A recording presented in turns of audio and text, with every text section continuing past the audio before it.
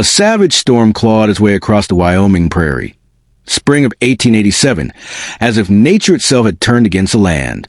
Rain lashed the worn shingles of Ellie Dawson's lonely homestead, battering it with a fury that sounded like fists pounding to be let in. Wind moaned around the cabin's corners, rattling loose boards and whining through unseen cracks. Inside, a faint circle of lamplight struggled against the gloom, casting flickering shadows on Ellie's drawn face. At just 27, she looked far older, her cheeks hollowed by hunger, her shoulders stooped under years of silent sorrow. Grief clung to her like a second skin. She stood near the cold ashes in the stove, her thin shawl threadbare against the chill that seeped through every plank. Her hands trembled as she held them close to the dying heat, though not just from the cold. Grief had its own temperature, lonely and unyielding. 3 years had passed since her husband's sudden death in a logging accident, and the debts he left behind had grown like thistles, choking out her peace. She survived on faith and wild potatoes, counting each day not by joy, but by what hadn't yet broken. Then came a knock. Sharp, deliberate. It rattled the barn door like a ghost demanding entry. Ellie didn't flinch from surprise, only instinct. Another knock followed, slower this time. She gripped the edge of the doorframe, steeling herself, and stepped out into the storm. The wind tore the cabin door from her grasp, flinging it wide like an omen. She pushed the barn door open. Rain swept across the muddy floor, pooling in the straw, but the storm could not obscure the figure that emerged from the shadows.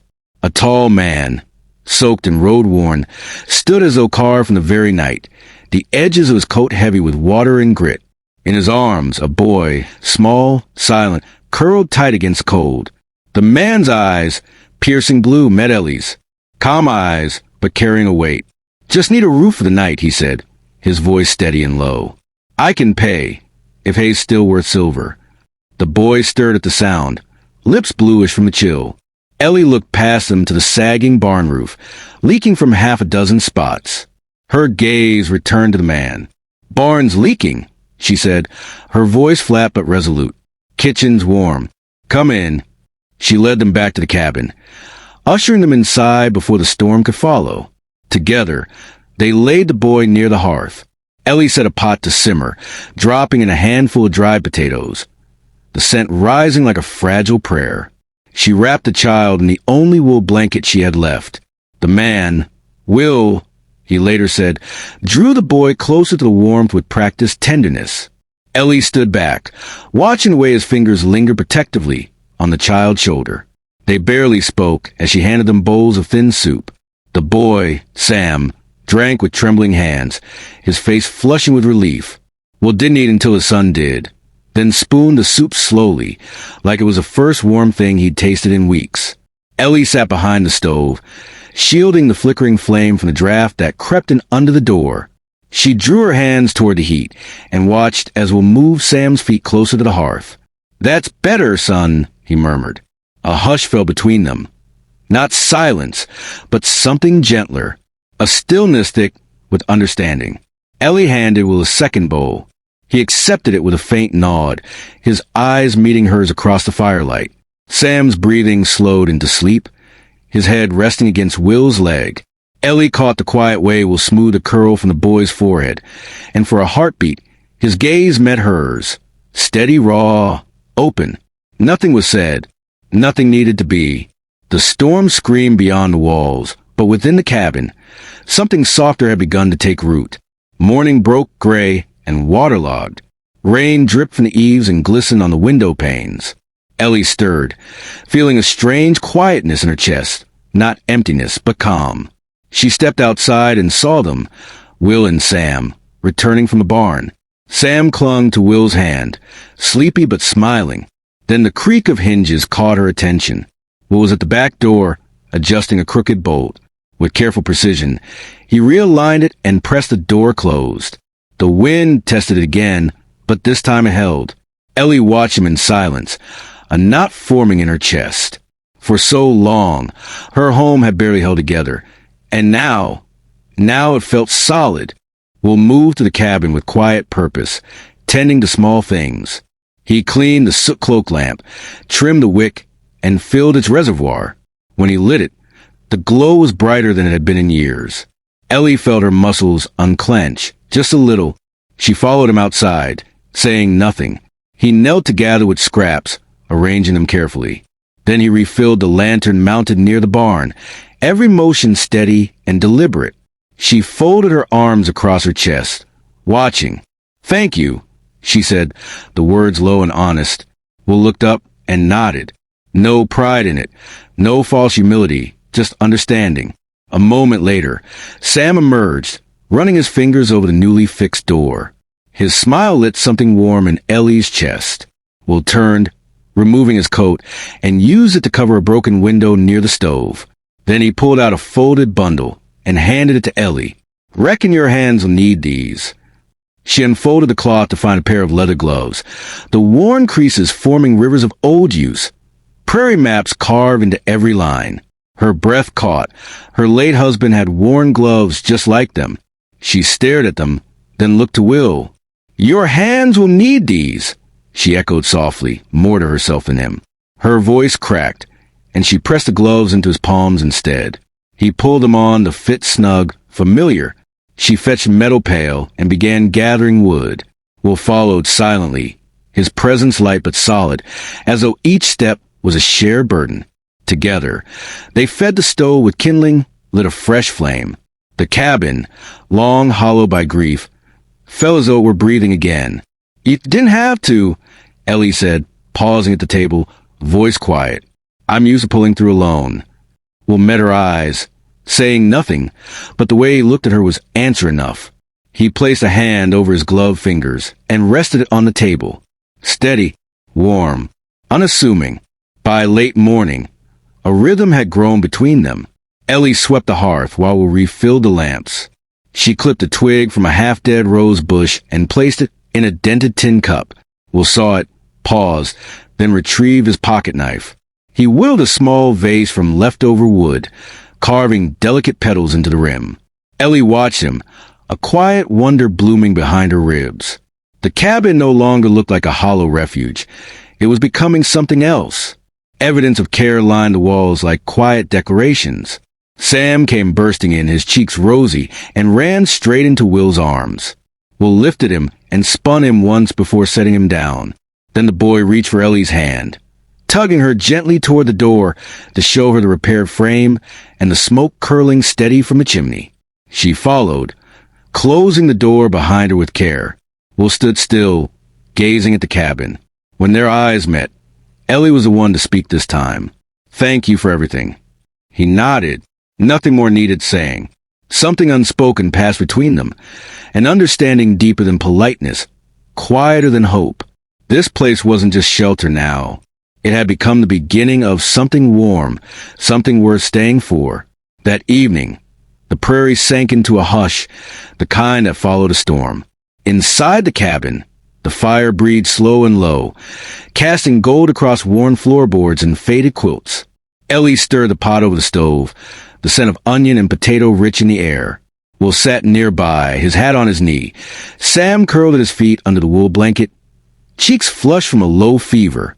Ellie touched the boy's forehead. "He's warm," she murmured, her voice soft, maternal. "I've got a cloth steeped in willow bark," she added, rising to fetch it. Will watched her. She moved with the weary grace of someone who had survived too much. "Used to ride herds down the Red Fork Trail," he said, his voice barely above the crackling fire. "Months in the saddle. Sky above you, dirt under you. Nothing else." Ellie turned slightly. "Where'd you sleep?" "Where the horses didn't," he said with a small grin. "Once under a saloon porch. Rats kept me company." She smiled faintly. "Sounds peaceful." He chuckled, low and hoarse. "Peaceful's rare. Folks think cowboys don't care about peace, but truth is, we're always chasing it. Just don't often find it." She knelt again, dipping the cloth into cool water and wringing it out before laying it across Sam's brow. The boy sighed, his body relaxing. "My husband was logging near Wind River," she said finally. "Ice took his step. Tree landed wrong. Broke his back. Didn't live to see spring." Will said nothing, but his eyes stayed on her. "Left me with debt. I tried to pay it all. Sold near everything but the land. Banks don't much care about sentiment. She looked away, voice tight. I grow what I can. Patch what leaks. Pray when the cupboards are bare. Sometimes it's enough. Will reach into his coat and place a silver coin on the table. For the soup, he said. It's more than I've had in a long while. Ellie stared at the coin, then at him. I didn't ask for payment. I know, he said gently. But kindness ought not go unpaid. The fire crackled. Sam shifted in sleep. Wind pressed at the window with a gentler touch than before. Later, long past midnight, Ellie remained beside Sam, her hand on his chest, feeling each breath. His fever had broken, but she couldn't bring herself to leave his side. The lamplight flickered soft against her tired face. Will stood in the doorway, arms crossed, eyes shadowed, watching. Quiet. Something had shifted. Not in the room. In him, seeing her there, protectively hunched over a boy not her own. Something opened in him. The way she stayed close, tender and steady, fragile yet fierce, broke something loose in his chest. He had been a man passing through. Now he wasn't so sure. Maybe, just maybe, his heart had found something worth staying for. He stepped forward without a sound, the lamplight catching briefly on his profile as he lifted a spare blanket from the back of the worn chair. With a gentleness that spoke of years spent holding back, not reaching forward, he draped it over Ellie's narrow shoulders. She didn't stir. Sleep had softened her face, smoothing the furrows carved by hardship. Beside her, Sam lay curled close, one small arm draped across her waist, his breath steady at last. Will stood still for a long moment, gazing at them both, the widow and the boy who wasn't hers, yet held her as if she was all he'd ever known. Outside, the prairie wind swept to the open land, wild and restless. But inside the small, patched cabin, something rare had taken hold. For the first time in years, Will felt still, not wandering, not hiding, just here, present. And the fire, fueled not only by pine wood but by quiet mercy, by shared survival, burned to the darkness, steady and alive. Dawn rose cold and colorless, a gray light seeping over the prairie like breath on frostbitten glass. Ellie stepped outside, the chill biting through her shawl, expecting silence. Instead, she heard it, the rhythmic crack of hammers striking wood. She turned the corner of the cabin and halted in her tracks. Will stood atop a creaking ladder, sleeves rolled to the elbows, balancing with calm precision as he fitted a new beam beneath the sagging porch roof. His coat hung from a fence post, flapping in the morning breeze. You fixing to rebuild the whole house? Ellie called, one hand lifting to shield her eyes against the rising sun. He looked down, his grin crooked and easy. Just figured your porch deserved better than letting the sky in. She crossed her arms, chin lifting. I don't have coin to pay you. He shrugged and drove another nail. Then it's charity. Or maybe habit. Take your pick. Ellie stared up at him, unsure she felt annoyed or moved. Maybe both. It had been a long time since anyone had done something for her, without expecting something in return. By mid-morning, he was stacking kindling beneath the eaves where it would stay dry. Ellie approached with a tin mug of warm chicory. She handed it to him with a wary brow. So which is it? Habit or charity? He took a sip, eyes gleaming slightly in the light. Or maybe I just don't like seeing things fall apart behind me. Along the fence line, Sam laughed, chasing a crooked stick. The sound drifted soft through the air, thin and rare like breeze brushing over tall summer grass. Will turned toward the boy. He's sleeping better. Ellie nodded. The fever's gone. He looked back at her, gaze steady. Thanks to you. She glanced away, her voice low. He's your boy. He tilted his head. No judgment, no flattery. You looked after him like he was yours. Her chest tightened at the quiet honesty of it. No performance. No agenda. Just truth, spoken plain. She tucked a loose strand of hair behind her ear and turned toward the cabin. Door hinges still squeaky. I'll get to it, he said, smiling faintly. That afternoon, she found in the barn, sweeping straw into neat piles. He had repaired the broken gate, aligned the old stall, and res-tacked the hay under the driest section of roof. You a habit of fixing things that don't belong to you, she said, leaning against the frame. He paused and looked at her, gaze even, voice calm. Maybe I just see what could be better. There was no boast in it, no charm. Just quiet presence, a kind of peace in him that didn't press for space but filled it anyway. That evening, Ellie reached in the back of the pantry and pulled out a small satchel of seeds, dusty with seasons unplanted. She knelt by the stoop where the sun still lingered, turning the soil with her fingers. Sam plopped down beside her, cupped a handful of seeds in his tiny palm. "What are these?" he asked. "Mustard," she said. Her voice was soft, almost reverent. "They grow strong, even when the ground's poor." Will rounded the corner just in time to see Sam gently drop a seed into the dark earth. "Like this, ma'am?" he asked, eyes wide and expectant. Ellie froze. He'd called her that once before, but this time his dirt-streaked hand reached for hers, trusting, warm. Her throat closed. She swallowed and took his hand, steadying it, just like that. Will stood nearby, silent. The fading light haloed the edges of his hair, casting long shadows, but his eyes held something soft and unguarded. Ellie looked up at him. It wasn't loud or grand, but in the hush of that moment, under the endless Wyoming sky, something was planted in more than the earth. Something she hadn't dared believe in again. Not just the hope of a garden. The beginning of family, of peace. Rain returned by morning, gentle and persistent, tapping the windows like an old lullaby. Ellie knelt by the hearth folding Sam's little shirt by the lamplight. The house was quiet. Too quiet. Then a knock shattered it all. She opened the door to find Mr. Thorne from the Bearfield Bank, his coat damp, his mustache twitching with the disapproval he wore like a badge. "Mrs. Dawson," he said, handing over a folded parchment. "Final notice. Property tax due in 7 days. Otherwise the deed reverts to the county." Ellie stared, numb fingers tightening around the paper. "I sent what I could," she murmured. "2 gold coins still unpaid," he said. "The law does not pardon sentiment." He tipped his hat and left. His boots left dark marks on her porch. That night, Ellie knelt beside the bed and pulled out a wooden box wrapped in old flannel. Inside lay the last piece of value she owned, her mother's ring. Silver, worn thin, carved with a tiny rose. Her mother, full-blooded Shoshone, had walked 3 days through snow to give birth to her in a town that never wanted them. She held the ring up to the lamplight. "Forgive me, Mama," she whispered. She took it to the pawn shop on the edge of Bearfield, where the walls smelled of smoke and forgotten time.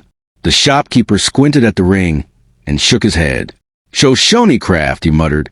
"Might fetch more out east. But out here? Just sentiment." He pushed it back to her. Ellie closed her fingers around it, the rejection stinging worse than she expected. That evening, she stirred the stew too long, smiled too hard. Sam chatted beside her, and she couldn't stop her hands from trembling. "Something happened?" Will asked, watching her. "I'm just tired," she replied. He didn't push, but his gaze didn't leave her. After Sam was asleep, Will stepped out into the dark, the wind brushing to the prairie like a whisper. Beneath the lantern light near the barn, he pulled out a folded paper and began to write.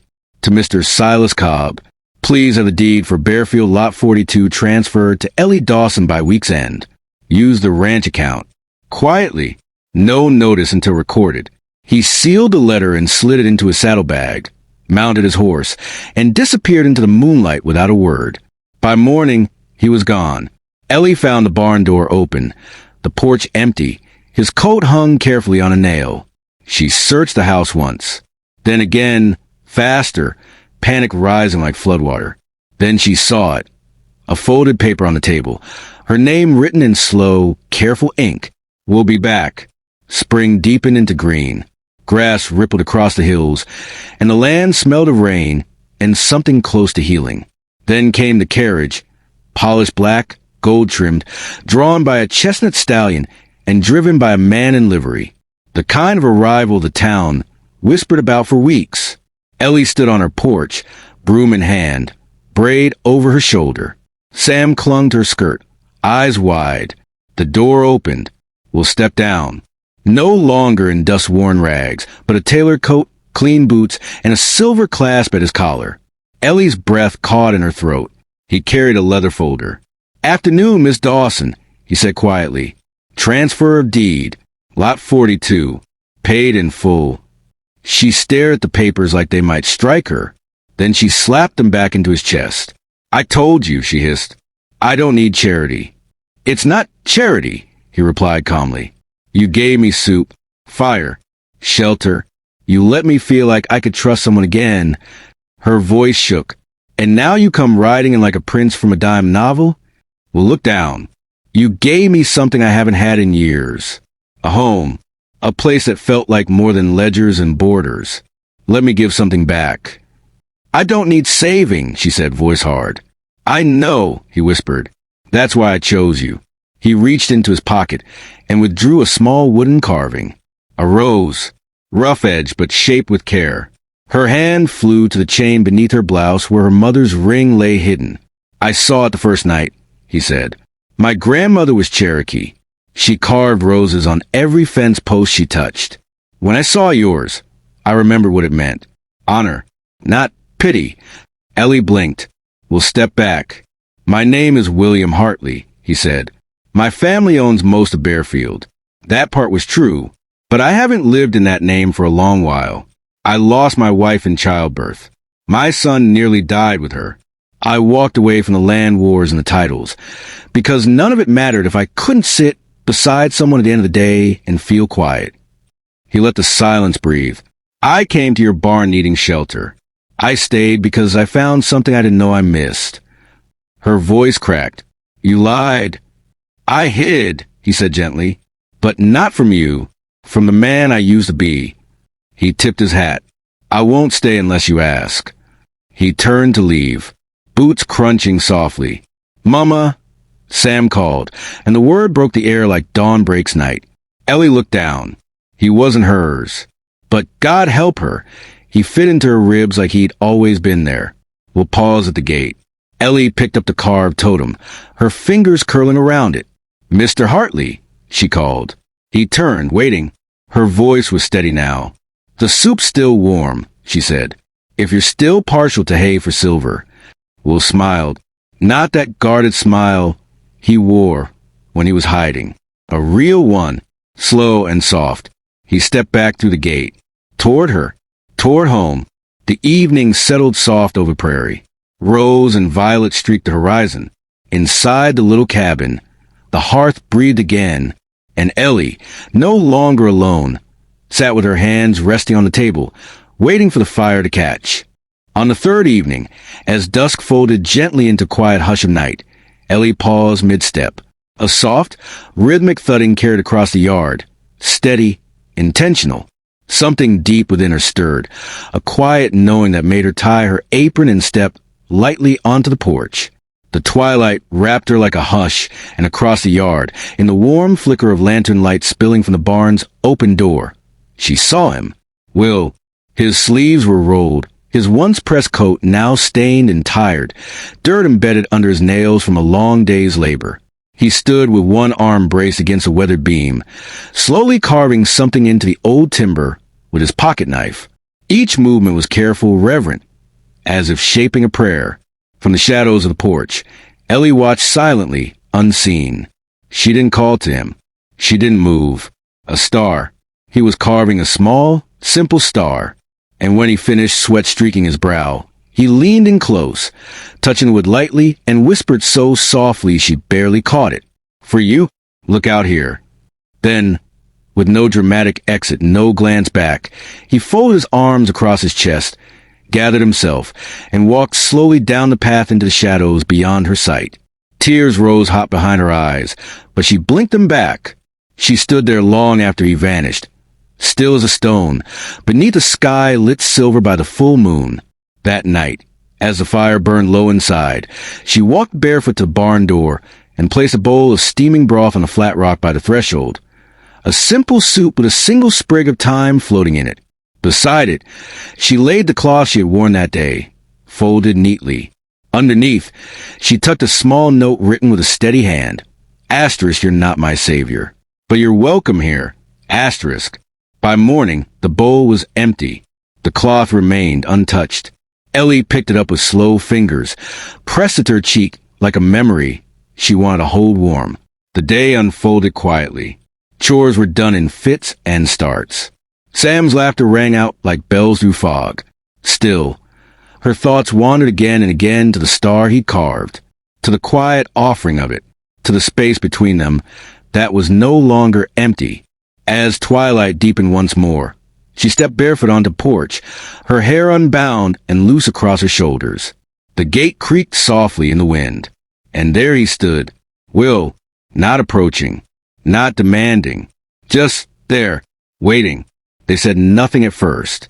Between them hung a silence heavy with all they'd gone unsaid. Wounds, wishes, regrets, and things like hope that dared not speak too loudly. Ellie's voice came low and raw. I don't need saving. She stepped forward, slow, deliberate, every breath a trembling step towards something she'd long thought lost. I just need someone who stays. The words cracked something in the air. Will exhaled, and the tension drained from him like dusk dissolving into dark. He moved forward, not quickly, but with care. When he reached her, he took her hand, callous fingers wrapping around hers with a quiet promise. And for the first time, she didn't pull away. A year passed, and spring returned to Bearfield not in fanfare, but in softness. Warm winds, green shoots rising from thawed soil, the air scented with clean earth and new beginnings. The porch of Ellie's cabin gleamed with fresh polish, boards sanded smooth by her own hands. The windows shone, clear and bright, letting in light that danced on every wall. The shutters, once faded, had been painted a vibrant red that caught the eye like firelight. A color chosen not from fashion, but from hope. Roses bloomed along the fence line, and around the porch, delicate and defiant.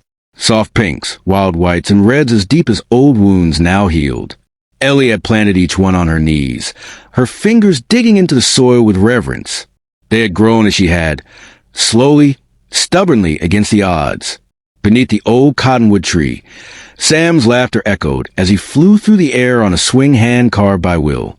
Just beside it hung a second swing, smaller, its seat painted the color of the open sky.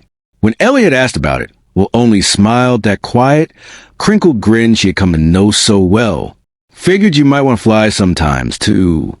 And that was him, always building what no one asked for, but everything someone needed. Ellie stood on the porch in a simple cotton dress, her hair pulled back by a weathered leather tie.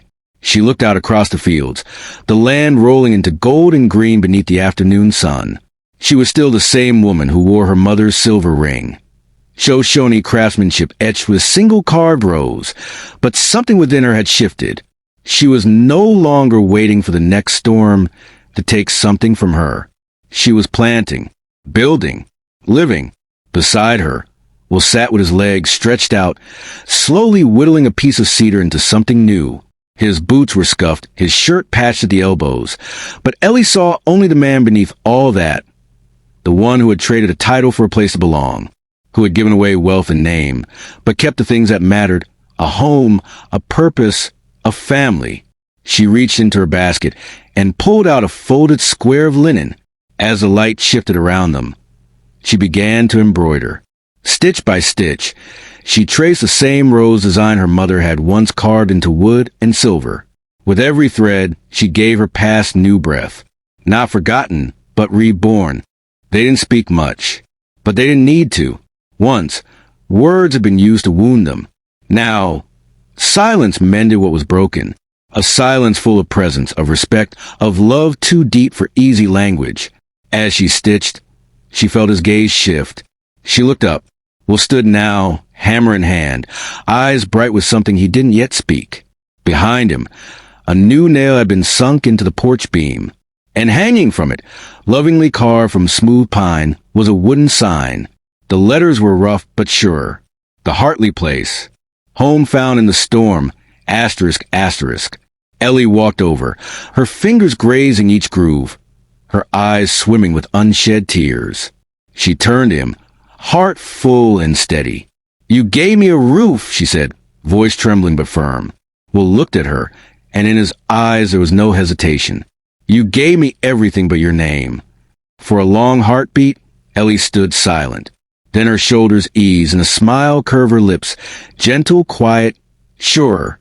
Then take it. From the tree, Sam's swing creaked once more as the boy twisted to watch his parents. The breeze carried the soft perfume of roses across the yard, like a lullaby sung by the land itself. And there beneath the red shutters, under the eaves of the cabin that had once been cold and empty, 3 shadows sat together. Father, mother, and son, drawn close not by blood nor by law, but by firelight and sleepless nights, by small mercies and 1,000 acts of quiet love.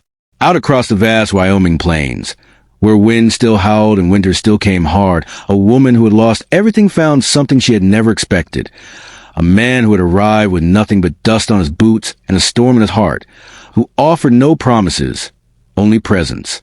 And that man, who once held the deeds to half the county but never felt a home in any of it, found shelter not in land, but in her eyes, in the warmth of a stew left by a barn door, in the laughter of a boy who reached for his hand without question.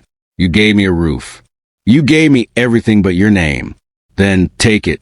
This is not a tale of grand declarations or thunderous romance.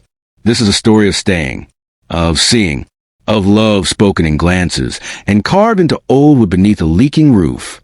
It is a story for anyone who believes that true strength is quiet, that healing is found in tending what others left behind, and that family can be made from the most unexpected pieces. And if something in the story stirred something in you, if it reminded you that sometimes the deepest love arrives not with noise, but with a bowl of warm soup and a promise to stay, then stay with us. These are the Wild West love stories worth remembering. Share this with someone who still believes in second chances, in soft-spoken heroes, and in the power of a home built not of stone or timber, but of trust. Here, we don't just tell stories. We remember the ones that should never be forgotten.